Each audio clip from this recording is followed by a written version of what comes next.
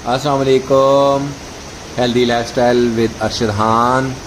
जी दोस्तों, हम लोग अल्हम्दुलिल्लाह सुम्मा अल्हम्दुलिल्लाह जो है ना सिरन वैली का जो बेसिक पॉइंट है मुंडी, वहाँ ये पहुँचे हैं और ये आबशार है। और उसके पास ये देखें अमन व सुकून, ये देखें आप, ये बादल और ये जो है ना पूरा ये आसमान, नीला आसमान, उसमें बादल और ये खूबसूरत जो है ना जो है चश्मा, और उसमें ये देखें आप योगा हो रहा है और ये जो है ना पूरी एनर्जी के साथ योगा हो रहा है। और मैडम शहनाज मिनल्ला को हम याद कर रहे हैं साथ, तो वहाँ पे योगा भी कर रहे हैं और जो है ना अपने आप को जो है ना रिफ़्रेश कर रहे हैं, रिफॉर्म कर रहे हैं।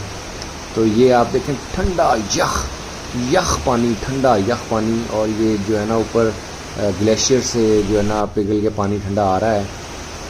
तो ये साथ साथ उसका हम ये जो है ना योगा भी कर रहे हैं अल्हम्दुलिल्लाह सुम्मा अल्हम्दुलिल्लाह। और जिस अगस्त के महीने में ठंडा, मतलब ठंड है वहाँ पे, शाम में जो है ना हमें जैकेट पहननी पड़ी है और मतलब बेहतरीन वेदर है और बेहतरीन वैली है।